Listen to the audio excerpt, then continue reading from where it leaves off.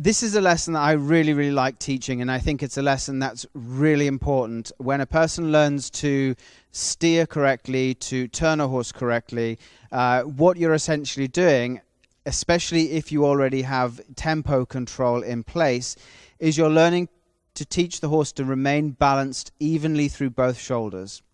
You know, being able to ride a 20-meter circle, a 15-meter circle, accurately with the horse evenly balanced through both shoulders, to make turns up the center lines, you know, turns across the middle, corners. Once you really understand turning and steering the horse through its shoulders, then you have a really powerful tool for training horses to be more balanced.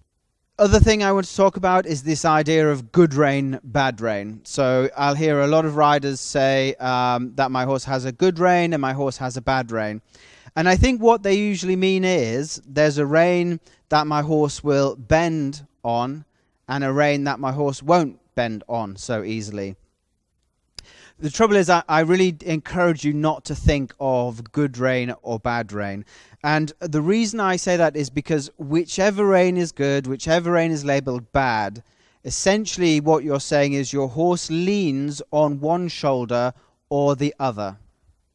So, for instance, if you think that your horse bends easily to the left, usually what that means is the horse is leaning on the right shoulder and you can bend him left and he's leaning right. So he's doing incorrect turning. Now let's say you think that the left rein's really good, and then you go on the right rein and you're complaining that your horse won't bend. But the problem is he's still leaning on his right shoulder. And that is the issue. In fact, your horse is incorrect in both directions. The horse is, if you're going to use the word bad, it's bad in both directions. There is no good rein or bad rein. It is that the horse is leaning on one shoulder or the other shoulder, and almost always leans on that same shoulder, no matter which way it's going round.